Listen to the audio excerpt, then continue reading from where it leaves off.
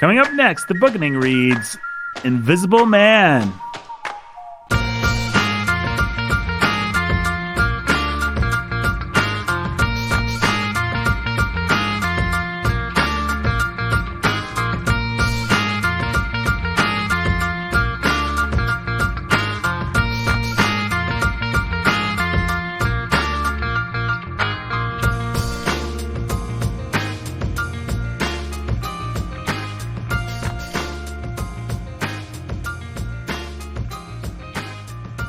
Hey everybody, welcome to the Bookening. My name is Nathan. I am your humble and obedient host. We've got Brandon Chastain, the scholar who's a baller of reading. Hey. And of course, we've got Brandon. Why don't you introduce the other person we've got here? Well, we've got the Mensel. He's a Mensel. Mm-hmm. Yep. Always is, yeah. He looks a lot like Jacob Kyle Mensel, actually. If he were like, you ever see the movie Big? Mm-hmm. Have you gotten that? Well, I wasn't asking you, Nathan. Oh. But yeah. Oh, yeah, it's probably for the best that you haven't seen that movie. Actually, I was testing. Good parenting, Jake. Yeah, good job, Jake. But there's this machine. What's it called? Zoltron. Yeah. It's like a little. What is he? What would you call him? Like a mystic. A mystic, yeah. Yeah. But he's a robotic mystic in this box. You can put a coin in, and he'll give you a fortune. Man, my brain is not working. And this one guy, he gets a fortune, and it turns him young. No, he wishes on it that he could be young again, or he could be old. I'm really not getting this movie right at all. But it's like the reverse thing happened here, and Jake wished that he could be young, and now he's here as you, our guest, Peter. Your middle name is? Caleb. Peter Caleb Mensel. Yep. The second time on, he was on several years ago to discuss Boys of Blur. The scion of the pastor who's a master of reading. He is. I still haven't listened to that podcast. The one with you? Yeah. Any of these? You don't listen to the Bookening? You're not a big fan? Well, I listen to it sometimes, when Mom listens to it. But I haven't listened to the one I was in last time. Peter, what's the best book you've read that you think everyone in our audience should read? I didn't really read it. Papa read it. Lord of the Rings. Oh, yeah. Good choice. Good choice. That's a great book. I don't know what you're talking about, but the man finished The Lord of the Rings and Harry Potter in the same year, just finished Harry Potter, and seems like his perspective would be interesting. What did you like best about Harry? I like the part in the 7th book when Neville stood up to Lord Voldemort. It was like, I'll join you when hell freezes over. That is a good part. Yeah, you really do like Neville, don't you? In general, I mean, everybody likes Neville. He's a good hero, a heroic figure there at the end. What was the thing that you liked the least about Harry Potter? Yeah. You read my mind, Nathan. I was going to say, what were you most disappointed in? Well, Harry Potter kind of is too awesome to say there's not really any bad parts. Harry Potter is too awesome? Except in the 4th or 5th book where Dumbledore doesn't punish Harry for getting super angry. Wait, so that's a good part or a bad part? Bad part. What do you think of Dumbledore? Did you like him? Yeah, I liked him. Do you wish he was the headmaster of your school? That would be really cool. Yeah. Who is your favorite character? Ron. What did you like about him? He's heroic and he's very funny. He was one of my favorite characters too, I think. I was like old Ron. I agree with that. And Luna. Luna. Yeah, no, I liked Luna too. She was funny. Luna's a great character. Mm-hmm. Looney Lovegood. What did you think the saddest part of Harry Potter was? When Fred died. Were you expecting that? No. Yeah. She made that one hurt. Yeah, that was sad. What do you think's better, Lord of the Rings or Harry Potter? Since I could tell that Harry Potter was kind of copying off Lord of the Rings with the Dementors and the Shadow Kings, I think Lord of the Rings is better. They did it first and did it best. Yeah, that makes sense. Is there anything you like better about Harry Potter than Lord of the Rings? Well, Lord of the Rings didn't have 7. So you like the more? Yeah. So if I was going to make you go to an island and never come off, you could either take Harry Potter or the Lord of the Rings with you. Which one are you taking? I think I would take Harry Potter because Lord of the Rings is only 3 books. Here's a question. If I was sending you to an island and you could only take Gandalf or Dumbledore with you, who are you taking? That's really hard. Gandalf. In the 7th book, I learned that Dumbledore is kind of like, he used to be like a mean jerk, kind of. So he might be a mean jerk to you. Well, no. It's just... Loses a little bit of the mythology there, yeah. Yeah. Let's see. Is there anything else? We should probably get Jake on here, but we need to ask Peter one more question. The best question we've asked him, Brandon. What should it be? Okay. That's your job. You're the host with the most. Okay. Oh, I got it. Yeah, go I ahead. got a question. Top 3 fruit. Okay. I'm going to say apple, Yes. Good. strawberries, Good. and then, like, I wouldn't eat it straight, but I like to have it on things. Lemons. Lemons. Mm. Good choice. Yeah, that's a good choice. Would you consider someone a madman if they said that a pineapple should be the top of the list? No. Or is that Pineapple's person pretty crazy? Okay, well, that's good because your dad said that. Who do you think that Harry Potter should have married and why? That's a good question, Nathan. You did it. Yeah, I don't know. I think J.K. Rowling chose the right fit. Jenny? Do you think that Ron and Hermione should have gotten married? Well, it's kind of obvious. Do you think that Luna and Neville should have gotten married? Oh, yeah, definitely. Guess what? They didn't because she doesn't know how to resolve her own. Yeah, man. Who did Luna get married to? Some nobody. And so did Neville. They belonged together. They were made for each other, Nathan. Yeah, I agree. Yeah. Oh, Well, well. very awkward. Yep, that would be an awkward couple. It's true. But they're both awkward, so they wouldn't be awkward towards each other. Right. They'd just be the one awkward couple in the back of the room. All right. Well, thank you, Peter.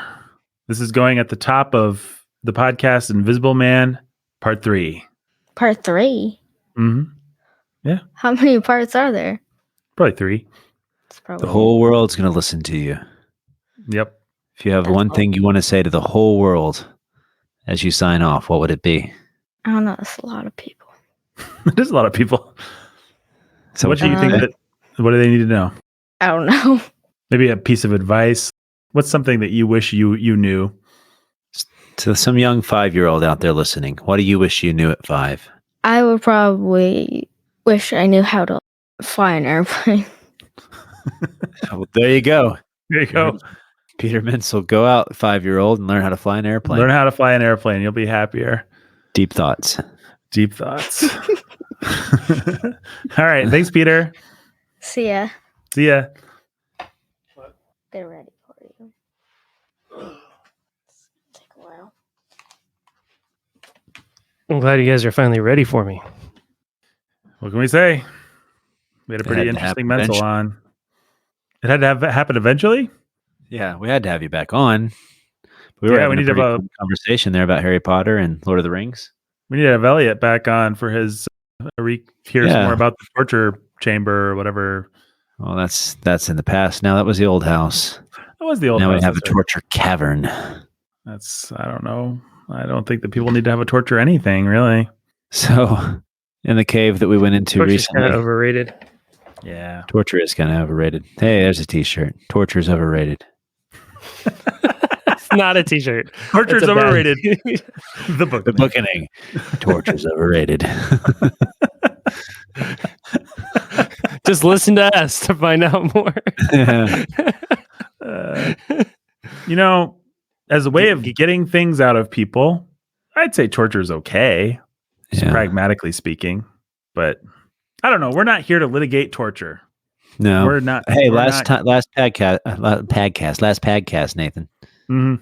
You said that we were the only smart people in the world. Remember you said something like that? Yeah, I remember. So I did think of a T-shirt, the Brotherhood of the Smart White Guys. Can we How do we like label that? that T-shirt with one of our rival podcasts? We sure could. Jake, your son would take Harry Potter to a desert island before he would take Lord of the Rings. Because Well, mostly because there's 7 books. It's I fair was enough thinking reason. a little more pragmatically than about the greater of the two series. Yeah, I think I would actually do the same. I actually think that that's pretty smart. Harry Potter would give you more to chew on and more different tones. And Lord of the Rings is clearly better if anyone's wondering what my opinion is. But in terms of Desert Island reading, Harry Potter all the way. I think I might fall that way too. I just wouldn't want to go back and reread The Lord of the Rings that often. Yeah. Potter's going to take a lot of time and bandwidth, but also be candy enough to in between building your bamboo pass the time. Yeah. cut and all that kind of stuff, fighting off natives and stuff. More pages to burn. Yeah, you could burn some pages. Yeah, if you need to start a fire, He also decided that Gandalf was better than Dumbledore, which was nice, but did take him a while to think about it. He thought that Voldemort would win in a fight between Voldemort and Sauron, which I thought was pretty interesting. Interesting. Yeah, I think apples is the best fruit. Yeah, that was good. Apples and lemons. Apples. What was number 2? Strawberries? We're not going to relitigate this entire podcast, are we? We're 20 minutes into a Invisible Man podcast, Nathan. Hey, you know what? We've created some paywall content. 20 minutes that we have not been canceled, my friend. I love it. This is the Let's Not Get Us Canceled podcast. Yeah. So if you made it this far, now you can hear the really dicey things we have to say. Now, because we still have to talk about the race issue. Race in America. I realize we're 3 episodes in, and probably this doesn't apply to all of our listeners, but I imagine there's a decent amount of people who are listening who have not read Invisible Man and don't know whether they want to read Invisible Man. Can somebody just give a summary or a kind of what are you getting into? What is it? I think that might be helpful, actually, in this case. A black man from the South lives the black experience in the I want to say 20s and 30s. I was going to say 20s and 30s. Yeah. 1920s and 30s. 1930s, I think, actually, because I think we figured this out on our first episode. Well, all the stuff in terms of the timing of when Booker T. Washington and Tuskegee University, like you should be able to date it from that stuff, but I'm not familiar enough with the history of all that. Yeah, experiments were done while Ellison was there, and that was in the 30s. Right. I think we figured that all out on our first episode. Anyhow, we have a black man who's grown up in the South in the 20s and 30s, and who's gone to college at a historically black college, and who moved to New York and Harlem and experienced the race riots. And he was there for key moments. And it's about his own journey and understanding of what it means to be a black man in America. And some of the things that you need to know about it are that some of the stories are pretty horrific and graphic and sexually graphic, violent and sexual and painful. And so you have the story of him as a child being brought in to give a speech to a bunch of drunk white men who then make the boys fight each other. That's pretty brutal. It is referenced over and over throughout the book. Then you have the story of the man who rapes his daughter and other things like that.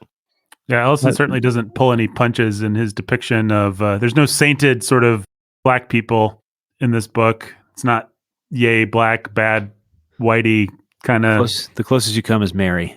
Yes. But I'm not ultimately sure how he actually even feels about Mary at the end of the day. Well, he doesn't. She is the last one he thinks to try and make it back to. Right. And then when he doesn't go back to her, that's when he falls into the coal shaft. Right. So, but I don't think she's a perfect figure. I just think that she's someone that he could have taken responsibility for and didn't. Right. Because that's kind of the beauty of the book, is that it is very ambiguous in a postmodern way as to what it's trying to say about politics or anything like that. But in the end, it's kind of peeling away the layers of excuse that he has. Mm-hmm. Which is, so any postmodern book that at the end tries to come to terms with responsibility or hypocrisy or something, that's why I like Ishiguro so much, right? It's because in the end, he's at least trying to come to terms with something about the only honest way you can as a postmodern. And so here you have Ellison, and he's dealing with the question of responsibility and how he as an invisible man, as a victim, still has responsibility. And so you have that really heartbreaking scene with him and Sybil, which is still it's one of the dicier scenes in the book, but it's still him. He feels pity for her and in the really humiliating situation they're in, because he was going to try and take advantage of her and then just doesn't play out the way he imagined. And so this book is always, this gets back to the symbolic. We should just tell people we're talking to people who haven't read the book and they want to know. And turns out Sybil has a whole rape fantasy. Yeah. Where she wants to be raped by a black man. Right. And has ever since she became sexually aware. Yep. And so he's trying to take advantage of her so he can get some inside info. And turns out he's playing into this whole fantasy that she's been hoping to live for a long time. And she's drunk. And he gets her drunk. She gets herself drunk. He feels bad about it all. It's a really ugly scene. Mm-hmm.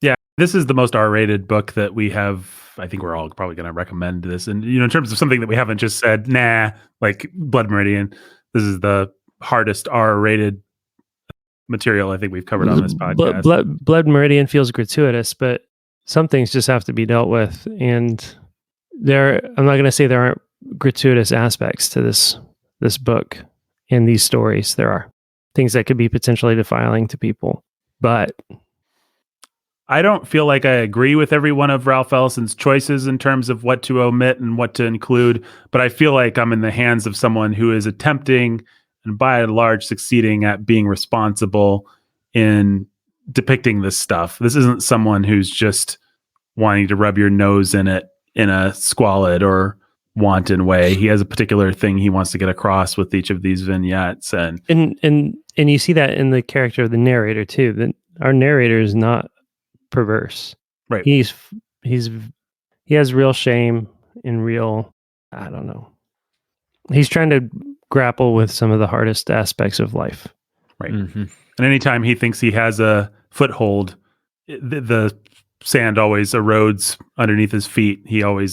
Anything that he puts his trust in ends up betraying him. It's almost like he goes to every stereotype, every way, every angle that people have on race relations, for lack of a better term. This guy tries it, whether it's like the Black Panther stuff, whether it's like the Marxist kind of liberation stuff, whether it's the Booker T. Washington go along to get along, any sort of every conceivable point of view that you see bandied about, this guy tries it and he finds them all to be wanting. But I just want to say, if someone is listening and they're trying to gauge what this book is, I think we've done an accurate job of describing it, but we also haven't. It's hard to capture the tone. And I think everything that we've said so far makes the book sound like the kind of book that I wouldn't want to read because it sounds so medicinal. And this book is alive and vibrant. And yeah, at the beginning, it has echoes of Dostoevsky's Underground, the Notes from the Underground. Absolutely. As it opens up with this guy, he's in this basement that he's just covered with light bulbs. Mm-hmm. And he has a record player and he is playing a lot of Louis Armstrong. And he decides that he's going to he's going to write like jazz. That's what he wants to do. Like he said, right. He says that in the introduction. Mm-hmm. And he does it. It's stylistically beautiful. And like we said in the last episode, this is, it's got a really vibrant, alive, energetic, forceful style that plays like jazz and it pulls you forward and it really engages you with the story. So yeah, no, I think that also it's a guy pulling back the curtain on all of these institutions. The underground man kind of conceit really works. This, if I was going to compare go ahead. The narrator, and part of how it works is the narrator is a believer. Yeah. He's an optimist. He's a man who wants to change the world and wants to find something that he can actually believe in. And he never stops that. He never stops being that to the very end. Mm-hmm. And so you get sort of like, and this is why Brandon, and I think in the last episode, said it has a Bildungsroman quality to it. Yeah. Like coming of age, loss of innocence. He does that like 7 times. Like, it's just the formula. He puts his faith in a new person or institution or thing. Yeah. And then he gets let down. He learns something. he grows as a person, and he thinks he's got a handle on what's real and what's true now.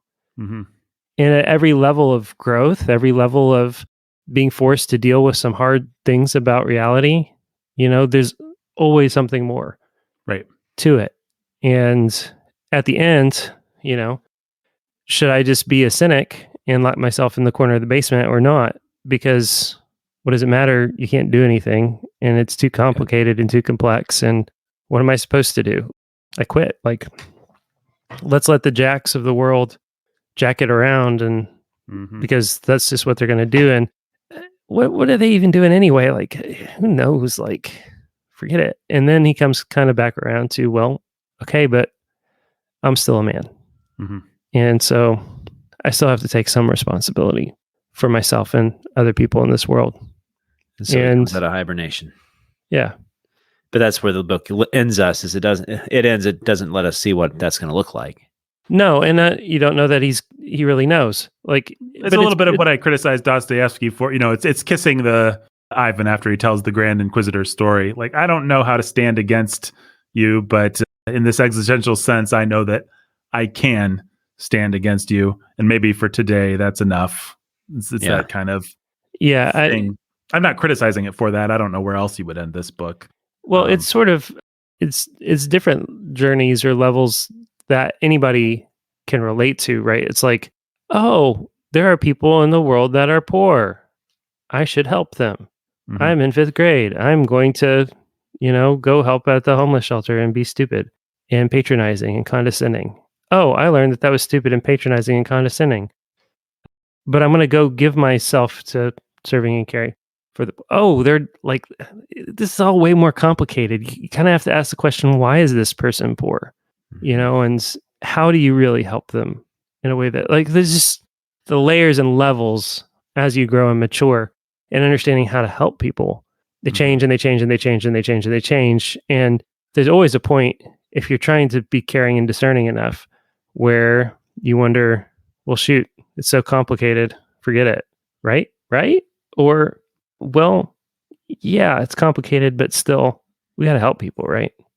Well, and what this book really does is, if you care enough, you'll get the crap beaten out of you at every turn. If you really care enough to invest, then violent retribution will come upon your head and probably not on the heads of the people that actually deserve it. If you really love somebody, prepare to get destroyed. But if you want to flatter people, you're going to really be loved, and, you're going to find people that will make you feel good. Mm-hmm. Yeah, I love that weird little vignette where he puts on the sunglasses and everybody thinks he's this Reinhardt guy. It's one of the best little sections, and everybody has their own idea of who Reinhardt is. And I don't think we ever actually meet. You don't ever meet Reinhardt, but we find out he's everything and nothing. And nothing. Yeah. Well, he's this chaotic figure who has embraced what the narrator has as a last option. And pure cynicism, pure just nihilism. And that's what he tries. And then it blows up in his face, and he realizes even that's not a real option, because you have the scene. So that's where the scene with Sybil comes in. Yeah. He decides he's going to be Reinhardt. So that Reinhardt's this kind of confidence man who goes about town. He's a pimp. He's also a preacher. He's also, he's all these things, and everybody knows Reinhardt. And this is where and the narrator is realizing that in a city like New York, you can be anybody you want to be, as long as you're not and multiple that people person at the same time. Yeah, as long as you're not that person in the same geographic part of the city, you can be whoever you want to be. And so he's like, okay, this is what I'm going to do, and I'm going to yes. And so his grandfather, when he was young, he said, "You yes them, right? You say yes until you shove the yes down their throat, or whatever like that. You yes them to death." And so he decides he's going to do that. He's going to lie to the Brotherhood. And so the Brotherhood is this Marxist organization that he got involved with, who has been controlling things. Up to this point, we are beginning to figure out it's behind his back, right? Mm-hmm. We haven't had the big reveal yet. And that's part of his ultimate awakening there at the end, is when he realizes he's just being used. Even as Reinhardt, he's just being used. And so, but anyways, right after he has the scene where he decides he'll just be Reinhardt, then is when you have that scene with Sybil, And he realizes a man like Reinhardt is using other people and forgetting. So you're forgetting the personhood of the other person. And I think that is part of the morality of the story, is that the Brotherhood, Reinhardt, the paint factory, the men at the very beginning with not the brouhaha, the battle royale. Wish it was called the brouhaha. Yeah. They're all using people and forgetting the humanity of the other person. Mm-hmm. And that's what is disgusting as the scene with Sybil is. That is what he eventually realizes is, this is what I'm going to do. This is despicable. Right. And so he ends up getting her a taxi, sending her home, and doesn't go through with anything. Mm-hmm. And that's kind of then he realizes that he gets that call, and he realizes they've been running things. They've planned this, right? They've allowed for Roz the Destroyer, who's this kind of foil to the narrator, Mm-hmm. to just take very much over like Harlem. Chiba in Midnight's Children. That was a great poll last episode. Yeah. And so here he is, and he's now going to destroy Harlem. And this is what the Brotherhood has been planning all along. He's being used. He's a tool just like everyone else. And I think if there is the promise of a morality in the story, it is that he's going to move forward. Because I do think that that's why it's important that he wants to get back to Mary, right? Mm-hmm. Because she's the person who actually wanted to care for him.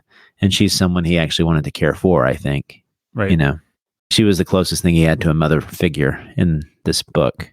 And so she had some of that essential humanity. So I don't know if it's shallow, but I do think that that's the morality of the stories of offering you in the end, is that whatever you do decide to do in the world politically, you have to do it realizing that everybody you're dealing with is a person and not some object or this invisible thing that you're trying to see through just to get your purpose. I mean, not to get too political, but how can we avoid it? When you put it that way, it's like, gosh, I wish everybody that was a part of Black Lives Matter would read this novel. Yeah, so there's this one character in this book named Clifton who was a part of the Brotherhood, and he eventually disappears. They can't find him. And so the narrator goes and he finds that he's selling these little black dolls on the street. They're kind of voodoo type dolls. They're weird. And he's singing this song, and he's just basically done a 180, and he's now against the Brotherhood. I guess it's important for people to understand in the context of this. There's another character called Raz. Did we talk about Roz the Destroyer in the last episode?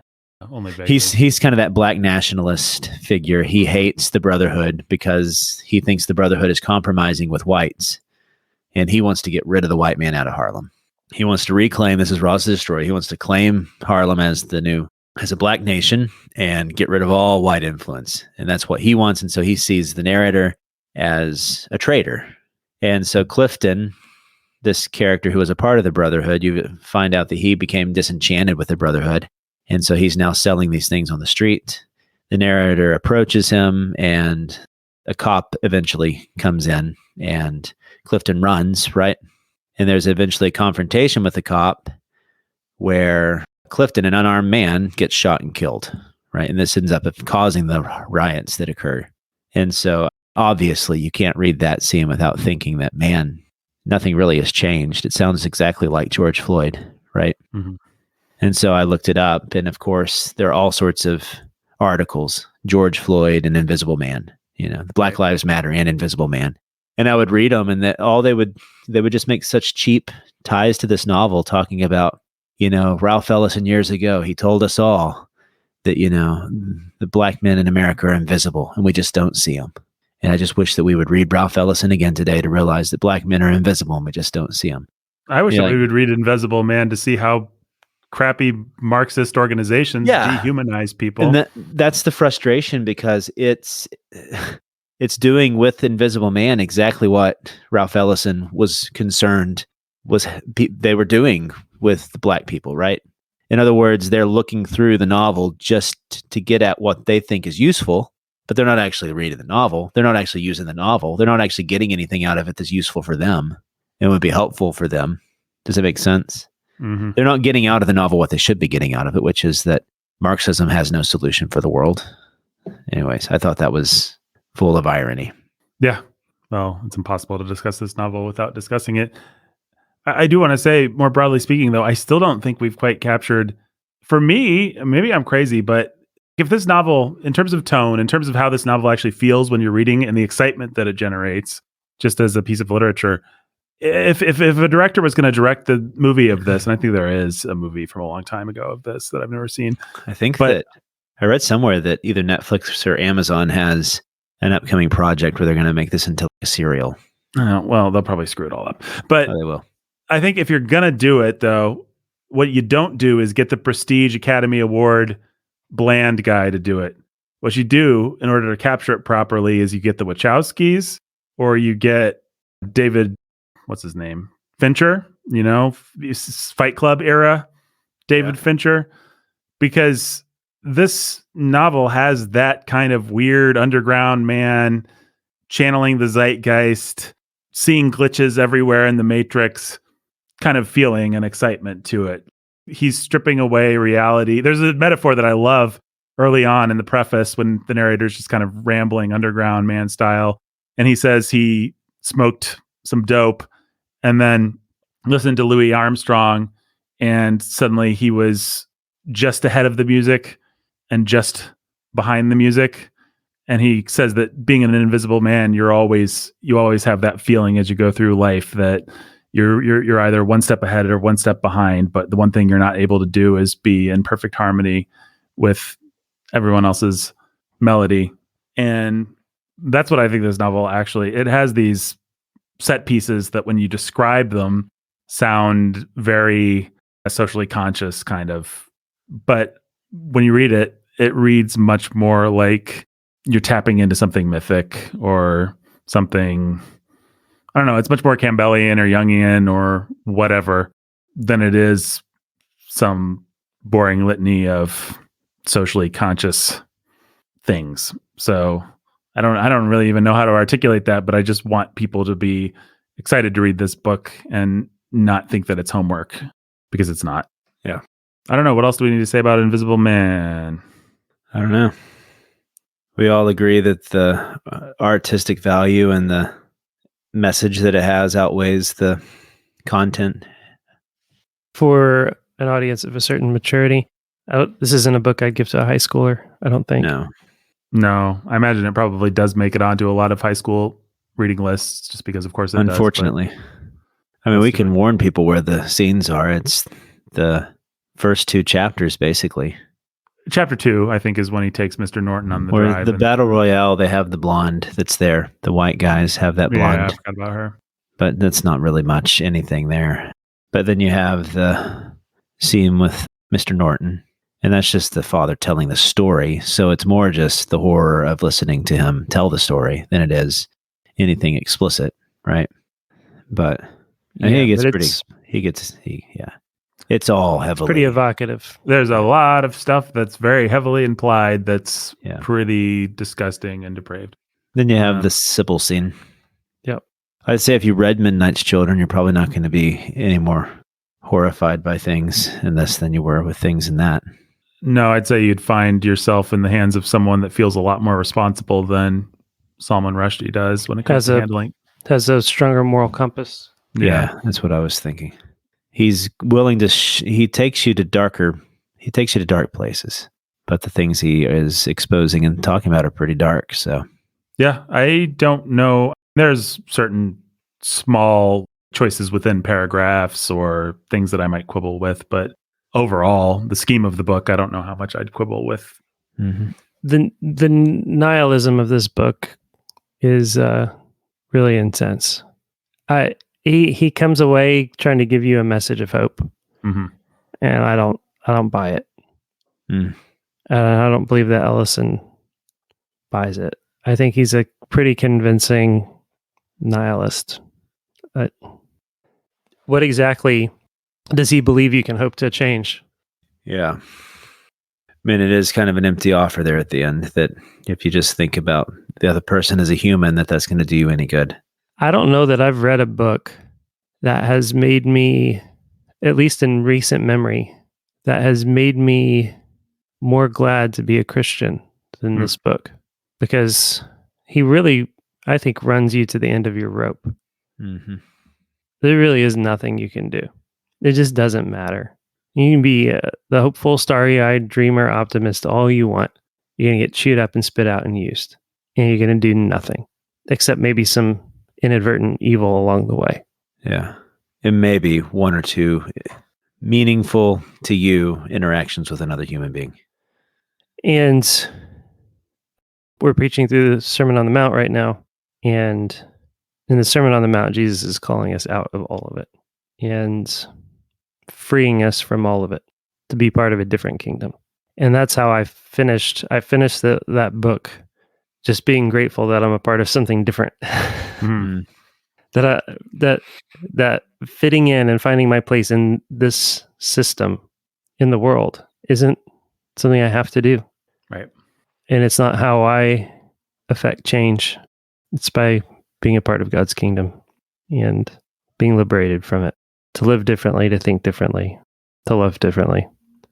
And I don't know. I just kept thinking about that over and over and over the last several chapters of the book. You know, I had that visceral reaction to Dostoevsky. I hated where he landed. I felt like his good guys were so anemic and so ultimately hopeless that the Brothers Karamazov, for all its posturing, ends in nihilism, because the only convincing arguments that have been made are for the Grand Inquisitor's point of view, not for quote unquote Jesus's point of view. And this book ends on a similar note. It really is the best we can do is say, okay, Grand Inquisitor, you win, but I'm going to give you a kiss because it's worth me existentially still trying. But I existentially, personally, was more convinced by this one. I don't know why. Sounds like you weren't, Jake. Sounds like you had quite a different reaction, Jake. It's not that I was convinced. It's not that I don't basically agree with you. Praise God that we don't have to end where Ralph Ellison's narrator ends, where Ralph Ellison ends. You felt less despair with Ralph Ellison.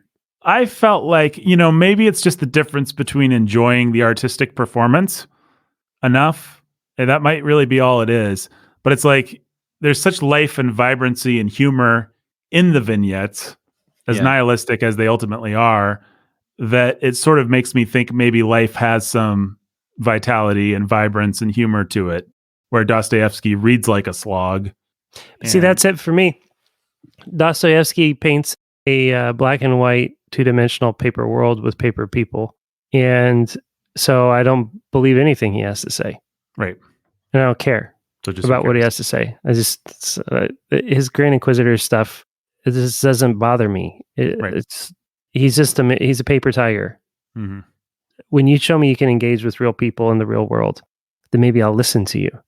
Well, Ellison spends hundreds of pages doing that in a colorful, vibrant way.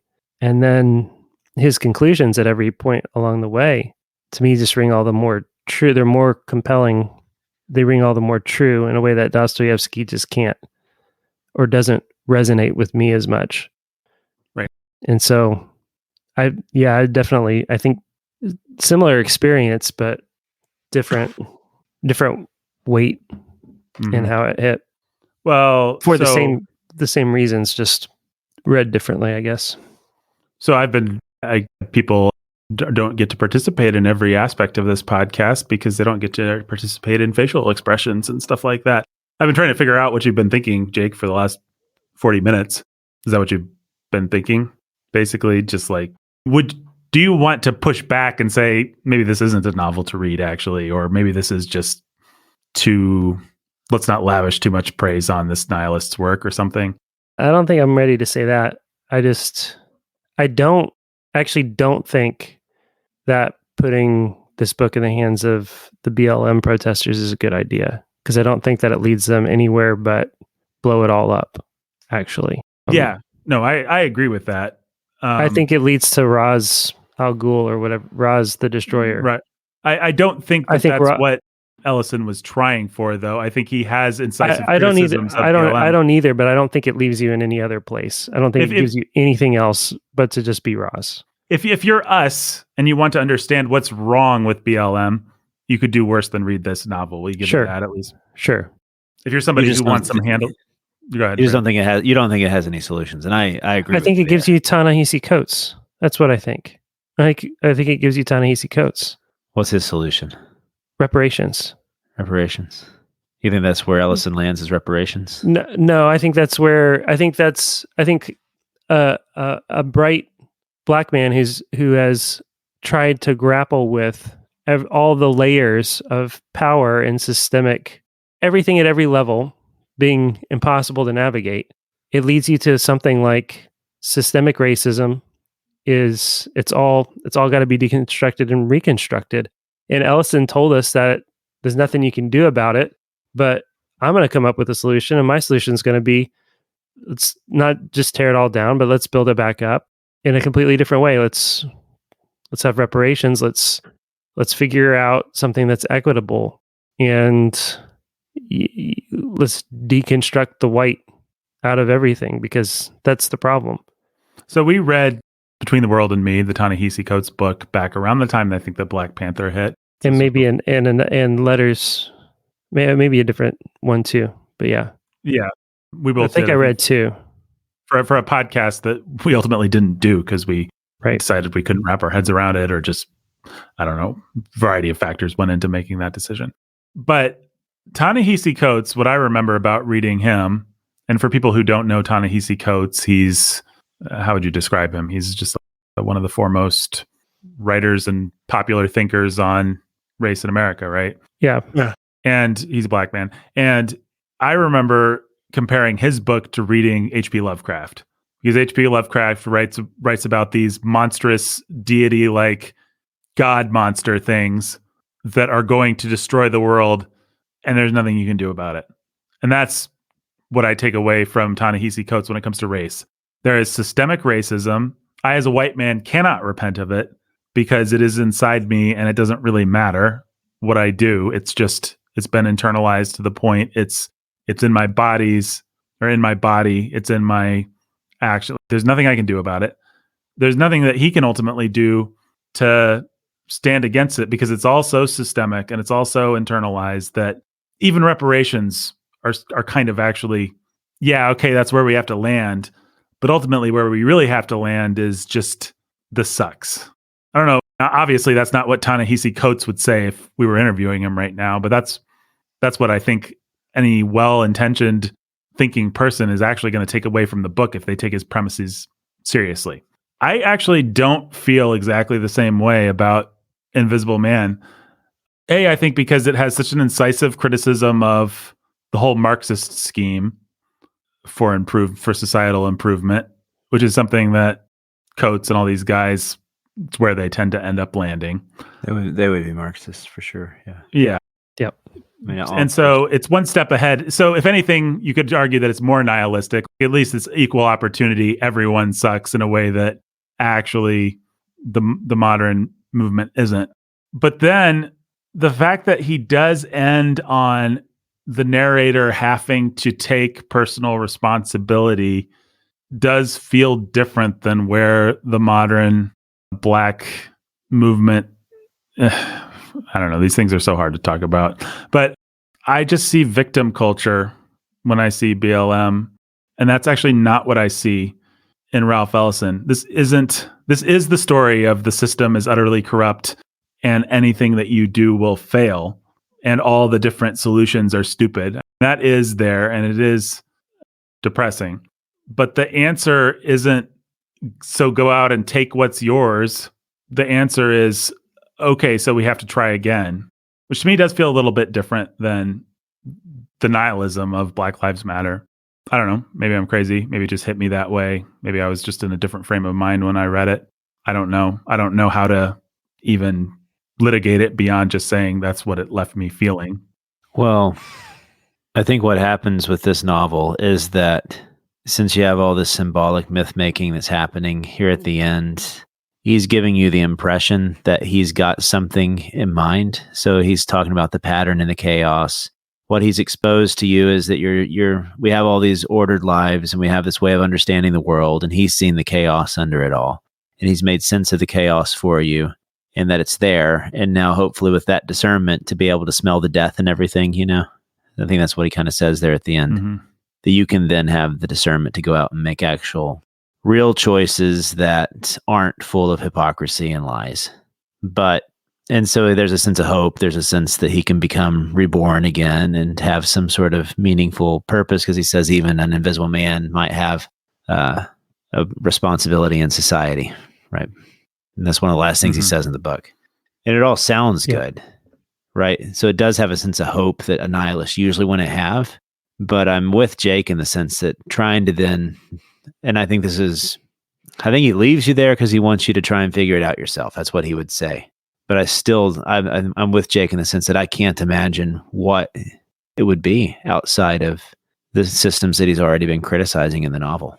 I don't know what his solution is going to be. Well, and part of why it's good in that sense is I think it rightly, it's in some sense, it's the right kind of despair, right? Mm-hmm.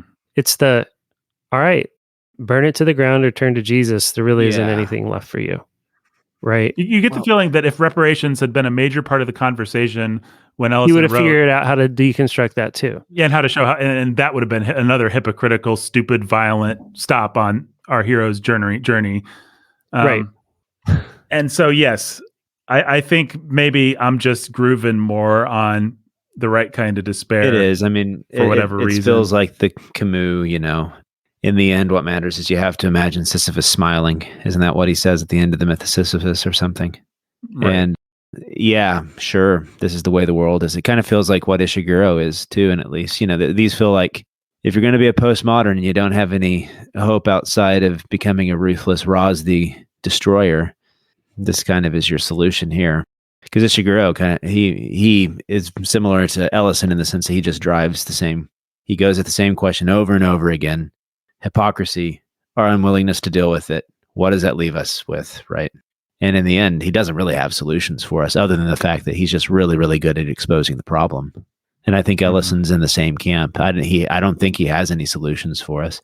I've been looking at, I really wish that I had read Shadow and Act before this, which is his 1964 book of essays. But that might have I'd be really interested to see how he has come to terms with the problems he raised in Invisible Man. Yeah, and I assume he probably was pretty explicit about it. Yeah, this is a lot of these essays are autobiographical, so I think I'm going to get it and read it. I'm really curious now to see how he dealt with this questioning, because it does feel like he's just kind of raising a question for us here at the end. I don't think it takes away from the beauty of the book. I think it's part of the way it works. But just to be very, very clear, yes, this is hellbound and despairing without Christ. And that means the book is crap in a certain sense. Overall, he didn't find the solution. And so, I am 100% with Jake there. And I hate the kind of gospel coalition. Well, at least he expressed the problem well. Any halfway intelligent pagan can express the problem well. But what I will say is he expressed the problem really well. He did a good job. This is just a good book. So yeah, it does have a fatal flaw. And Mark Twain just ended with some dumb slapstick with Tom Sawyer. He was up against the exact same problem, and he was like, "Oh, let's have Tom come in and do some Home Alone shenanigans." Anna Karenina ends with Levin waxing philosophical and getting really weird and mystic. Yeah, and East of Eden ends with a fake Jewish almost word that stands for redemption, but not quite Jesus. I don't know. There aren't too many novels outside of those written by Christians that end with the right answers, and not many of those are. Yeah, not like C.S. Lewis. I guess if I was going to put this, if anything, we've been harder on him because he comes closer and yet so far away. He's so far away. Yeah, I think I'd put this guy more in the Ishiguro camp, though. In terms of a pagan whose attempt I respect. Yeah, we'll condemn him to limbo if we're thinking about Dante's Hell. Yeah. If I'm writing Nathan's Inferno, then I guess I'm using the Dante formula. Then I guess he'll be in limbo. He saw a problem. It wasn't enough to redeem him. Unlike the Gospel Coalition, I'm sure would try to do. Well, I found it refreshing insofar as he was prophetic in seeing the problems of the next 50 years. This is before Malcolm X. This is before Black Lives Matter. This is before so many things, and it nails every one of those things. And it's like he's made the criticism before the thing actually happened. I don't think he'd be impressed with where we're at today. Yep. Or anything that's happened. Yeah. Who knows? I'm sure, as you guys were pointing out earlier, as Brandon was talking about, I know that everyone that is a card-carrying member of BLM probably owns this novel and owns this guy. And I can understand why. He certainly understands systemic racism about as well as anybody. Well, anything else that needs to be said about the philosophical underpinnings of this novel? Nope. I don't think so. I just want to say one other thing that I thought of that I just really love about this novel. He writes dialogue, and he writes in different voices, whether it's a rich old white man or a black man talking like a white man or a black man just being a black man. Or can you confirm that that's the writing and not the performance? Because I think it's both. I listened to this on audiobook, and it was the most amazing audiobook experience I think I've ever had. It's the writing I've ever had. It is the writing. It's all there. It's all there I in the felt writing it reading too. it. Yeah. Okay. It became really hard for me to tell. I felt that, I believed that, but the performances were so great that I also thought, well, it's at points hard for me to distinguish. No, it's there. It's Bledsoe, then it's the paint shop owner, and then it's the black guy in the basement, and it's Jack, and it's just. I need to look up this reader and just give props. I've got him here. His name is Joe Morton. Yeah. And the audiobook of this is incredible. He reads it like he's reading a dramatic monologue. So he's laughing, and as he rambles during the preface, and the way that he brings the different characters to life, from the lowest of the low to the highest of the high, from Mr. Norton to whatever the rapist guy, the dad character's name is, True Blood. Or no, True Blood's the doctor. Or no, Bledsoe's the doctor. True Blood. There's a bit of on the nose naming there. Mr. John Trueblood is the incest guy. The way that the audiobook reader brings these to life is, Jake is absolutely correct. It is the best audiobook performance I've ever heard, and good enough that I would recommend that people err in the direction of listening to this one. Yeah, actually, yeah. I don't know if you can get it outside of Audible. That's where I got it, but you can. I think I listened to it on Libby or Hoopla or one of those. Yeah. I want to say there are some books. I don't know. I really want to say that this is the way that this was meant to be consumed. You cannot. Maybe if you're maybe it's different if you're black, but if you're white, forgive the fact that I don't know how to express this any other way. But the amount of color that he brings to these characters is just, it's rich. Mm. And he knows and hears things that are hard to know and hear.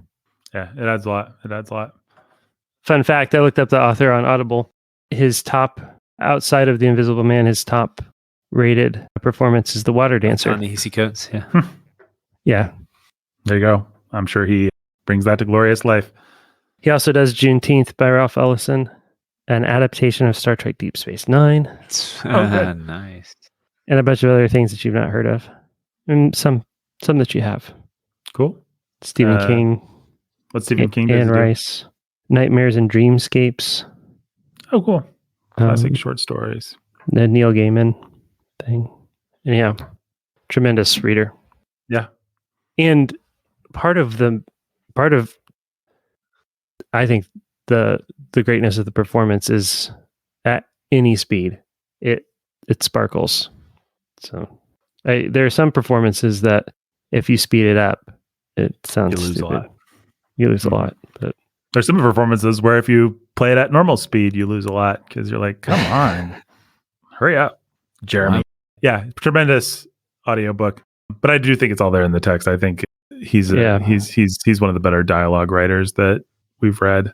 Bookening, you should listen to it one speed, the actual speed of our voices. Yeah. Our podcast. I don't know how you keep up with the thoughts otherwise. You might have to put it on half speed. You should probably listen to it on half speed so you can really get all the nuances of what we're saying. Yeah, those out there listening at half speed.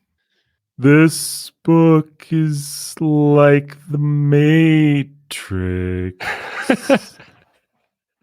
That was a good insight. I stand by it. Okay. But I'll mock it in anticipation of other people not agreeing. Anything else that you guys want to say about this book? Scenes, characters, moments, attributes of the book? No. Nope. I'm done. Well, okay. Brandon, how many let's see here. How many spears wielded by Raz the Destroyer would you give to this book out of 29? 27. Cool. So you're docking it 2 spears for... Nah, I don't know for what.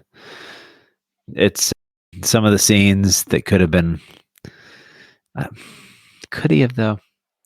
I don't know. It's easy to be a backseat driver and say you'd do it differently, but I am not sure exactly where he should have. Just for that uncertainty, whether or not vague feeling that whether he probably should have. So I'll go 28 just for that. 28, not 29, but 28. There you go. Close. Jake, spears out of 29. 28.1. Ooh, wow! It's probably a good radio station. 28.1. You're listening to Invisible Man. 28.1. Fun fact: pure 103.7, which is our NPR here in Bloomington, Indiana. When you get near St. Louis, becomes their black radio station. So there you have it. You know, why's it got to be black, man? We're using that term "fun fact" pretty loosely here, huh? Oh, it could mean a lot of things. This term. Anytime Brandon says the word "fun fact," you should really wonder if what you're about to hear is either fun or it'll probably be a fact. No, we always know it's going to be a fact. It'll be fun, though. No, that's a fun fact. I'll do it. I'll be brave. 29 spears. I love this I love book. it too. 28 shows that I love it, Nathan. Yeah, whatever. You guys and your 28 spears. At least Jake gave it 28.1. Yeah, well, I'm the only... I'm staying with Raz the Destroyer. My name is Brandon. I got a spear with your name on it. You're going to throw it through my jaw. Wait, I'm going to... What? Didn't he throw it back at Raz the Destroyer? Oh, yeah. Sure. Probably. I don't know. I never actually read this book. He pierced him, right? Am I crazy? I don't know. I don't remember. It's been a while. Fun fact. I don't know. I don't even really want to find it. I'm sure if you remember it, it's correct. I read this novel once about a year ago or something, and then I refuted it again, but I did not have a chance to actually reread the whole thing in depth. Yeah. So when Raz yelled, "Hang him," I let fly the spear, and as it was though for a moment I had surrendered my life and begun to live again, watching it catch him as he turned his head to shout, ripping through both cheeks, and saw the surprised pause of the crowd as Raz wrestled with the spear that locked his jaws. I was like, man, our guy has become Captain America. The tribal chieftain. Become the Falcon. The new Captain America. Yeah. They could tie this into the Marvel Universe pretty easily. Why wouldn't they want the Invisible Man? They could tie it into the Dark Universe. The Monsterverse. The Monsterverse. Oh, no, the Monsterverse is... Would Jack make the Monster Squad? Sure. I don't know. Ra's al Ghul has to be the real one to make the Monster Squad from this book, though, doesn't he? He's just a puppet, man. He's just a pawn in their game. He's only a pawn in their game. How about Dr. Bledsoe? That guy said he'd rather see all of the people in his race hung than lose one iota of his power. Yeah, he's a monster. He's in the Monster Squad. Everybody knows he's the monster. We made it this far without being canceled, Brandon. Let me see your hands at the concert. Jake's either ignoring me or... I'm just waiting to get off, go to bed. Me too. Yeah, I've got a friend out in the living room, and I've got somewhere to be at 6 a.m. You've got a friend in the Speaking, I'm kind of tired. you've got a what? I said I'm kind of tired. No, I know, but then have a Brandon said, You have a friend in the living room right now? Cynthia's Okay. still out there. You've got a friend in the living room. I've got friends got a right here friend with in the me on living my room. screen. Glad how you guys reciprocated that. No, I'm glad. I'm Say glad you the feel that way. patrons, Nathan. Say them. Speaking of friend, Brandon, you're a good friend. Jake, you're a good friend. Just We're do all it. good Just get friends through it. Go. on the Bookening. This is a long Just do it. episode Okay. already. Patrons. Go. All right.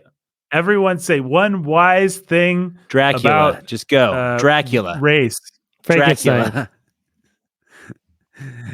People could see the sad You've been expression on defeated, my face Nathan. right now. No, Brandon. Oh, Just you no. wait. Just you No, you dare bring wait. him back. That's like the wild. Who? That's the one thing you have over us is for the mysterious phantom to make an appearance. What do I have to do with that? That was Lin-Manuel Miranda. That Yeah, wasn't. The I know. I Mysterious bet he's in Phantom. that. What if the mysterious phantom is Yeah, that'd be Lin-Manuel great. Miranda? I'd like him Yeah. better. I like Lin-Manuel Miranda just fine. Wait. For All right, guys. I'd like the Phantom better. Wait. For Oh, if you it's interesting how I Yeah, that was interpreted that. Huh? That was a really weird misinterpretation there, Nathan. Jake, why would you say that about Lin-Manuel Miranda? He's pretty cool. Well, Doesn't guys, discriminate between let's. sinners and the saints. It takes and it takes and it takes. Okay, name the people of color who you respect the most. Get out of that, guys. Completely. Just say the list, Nathan. Robert and Rhonda the Lovebirds. Fine, say Dracula. Dracula. Jake, you can say Frankenstein. Little Anthony Cigar Store. Frankenstein. Immortal Dracula. Chelsea E. Jimmy Beam and Little Annie Oakley. Frankenstein. Lily of the V. Dracula. Andrew Nestor the L. Frankenstein. The Dracula. KM. DMMT. Frankenstein. Jay and Little Baby Dracula. Max. Jay and Katie, who are cold and love cheese, and also C.S. Lewis being killed each other faces. Frankenstein. Fairy Princess of Wonder and Happiness. Dracula. Beth. Consul Prime Adam. Frankenstein. Jeremy the Dark Hooded Lord of Death. Congratulations on your marriage that already happened when this episode comes out. Happened last weekend. Dracula. Nathan, not me. Frankenstein. Maya! Dracula. Ryan the Red Avenger and Judith of the Ladies of Justice. Frankenstein. Dracula. DJ Sammy G. Benny and Dana Tiberius. Dracula. I'm trying to give you a beat. Let's go. Come on. You are dragging your feet. Eric and Catherine from Yon Window Breaks. Frankenstein. Professor Lady Dracula. X.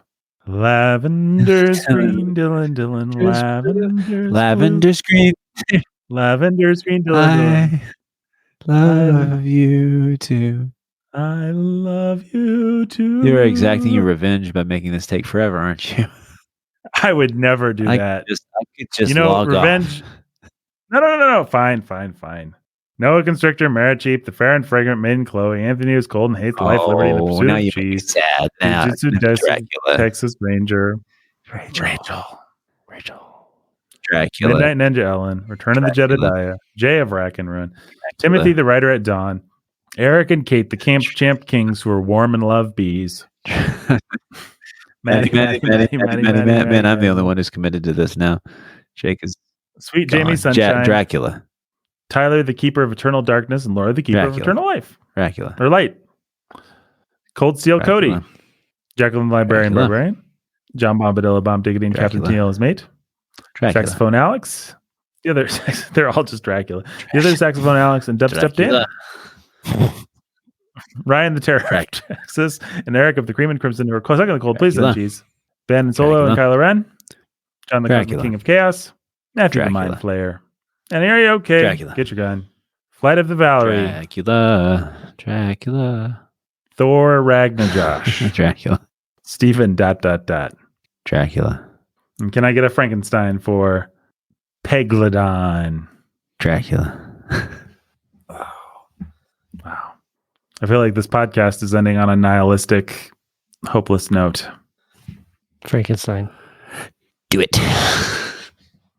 The secret to good comedy is timing. I think that proves it. That was a good, well played Frankenstein and a well played Do It. All right. Well, Brandon, why don't you tell us what the secret to solving race relations in America is, and then we'll get Bye. Dracula would have worked there too, Dracula. I think. No, Blackula. I really think you should have said Blackula. Canceled finally. Cancel. We're canceled We for were waiting. Blackula. Yeah, that's the one. Pushed it over. I didn't come up with Blackula. That's all, folks. Okay, goodbye. Bye, guys. Goodbye.